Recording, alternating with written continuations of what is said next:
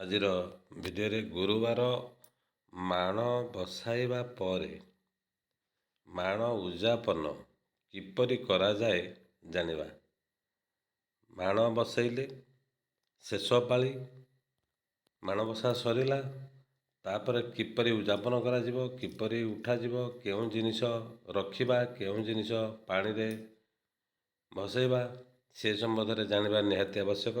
ତେଣୁ ଭିଡ଼ିଓଟିକୁ ସମ୍ପୂର୍ଣ୍ଣ ଦେଖନ୍ତୁ ଏବଂ ଭିଡ଼ିଓଟିକୁ ଲାଇକ୍, ସେୟାର, କମେଣ୍ଟ ଏବଂ ସବସ୍କ୍ରାଇବ୍ କରିବା ପାଇଁ ଅନୁରୋଧ। ମାଣ ବସାଇବା ପରେ ମାଣ ଉଯାପନ କରାଯାଇଥାଏ।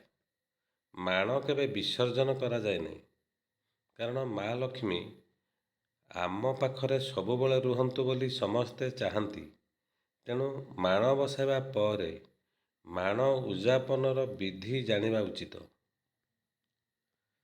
ମାଣ ଉଯାପନର ପ୍ରକୃତ ବିଧି କ'ଣ ରହିଥାଏ, କେତେବେଳେ ଏବଂ କିପରି ମାଣ ଉଯାପନ କରାଯାଏ, ସେହି ସମସ୍ତ ତଥ୍ୟ ଆଜିର ଏହି ଭିଡ଼ିଓରେ ଜାଣିବାକୁ ପାଇବା।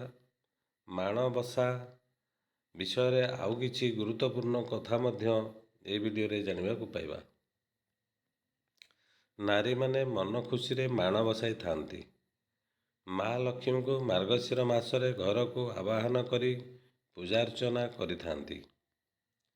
ଓଡ଼ିଶାର ବିଭିନ୍ନ ଅଞ୍ଚଳରେ ବିଭିନ୍ନ ପ୍ରକାରର ମାଣବସା ଦେଖିବାକୁ ମିଳିଥାଏ। କିଛି ଲୋକଙ୍କ ଘରେ କେବଳ ଗୋଟିଏ ପାଳି ମାଣ ବସାଇବାର ବିଧି ଅନୁସାରେ ମାଣ ବସାଇଥାନ୍ତି।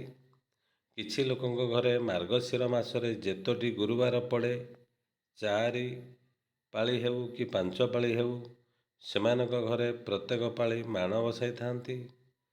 ଆଉ କିଛି ଲୋକ ମାସ ସାରା ମାଣ ବସାଇଥାନ୍ତି। ମାଣ ବସାଇବା ସହିତ ମାଣ ଉଯାପନ ବିଧି ଅନୁସାରେ କରିଥାନ୍ତି। ମାଣ ବିସର୍ଜନ ବୋଲି କୁହାଯାଏ ନାହିଁ, ମାଣ ଉଯାପନ ବୋଲି କୁହାଯାଏ।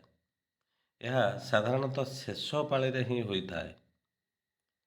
ଆପଣ ଯେଉଁ ପାଳି ମାଣ ବସାନ୍ତୁ, କିନ୍ତୁ ମାଣ ଉଯାପନ ମାର୍ଗଶିର ମାସର ଶେଷ ଗୁରୁବାରରେ କରାଯାଏ।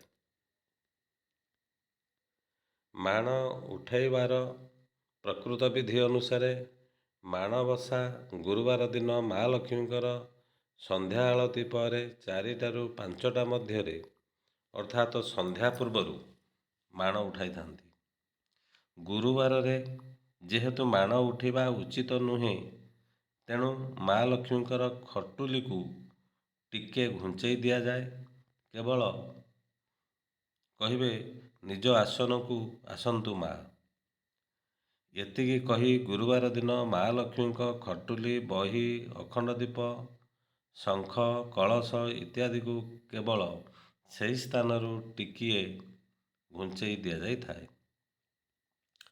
ଶୁକ୍ରବାର ଦିନ ଅର୍ଥାତ୍ ମାଣବସାର ଗୁରୁବାରର ପରଦିନ ସକାଳୁ ସ୍ନାନ ସାରି ମାଣ ଉଯାପନ କାମ ଆରମ୍ଭ କରିବେ। ପ୍ରଥମେ ମା ଲକ୍ଷ୍ମୀଙ୍କୁ ଗଙ୍ଗାଜଳ ପଞ୍ଚାମୃତରେ ସ୍ନାନ କରି ଚନ୍ଦନ, ସିନ୍ଦୁର, ବେଲପତ୍ର, ଫୁଲ ଦେଇ ପୂଜା କରି ଭୋଗ ଲଗାଇବା ଉଚିତ। କଳସରୁ ଗୁଆ, ପଇଡ଼, ଆମ୍ବପତ୍ରକୁ ବାହାର କରିବେ। ଆମ୍ବପତ୍ରକୁ ଘରର ମୁଖ୍ୟ ଦ୍ୱାରରେ ଲଗାଇ ପାରିବେ, ନଚେତ୍ ପାଣିରେ ଉଝେଇ ଦେବେ। କଳସରେ ଥିବା କଏନକୁ ବାହାର କରି ରଖିବେ। କଳସ ତଳେ ଥିବା ଧାନ ଏବଂ ଚାଉଳକୁ ପକ୍ଷୀମାନଙ୍କୁ ଖାଇବାକୁ ଦିଅନ୍ତୁ।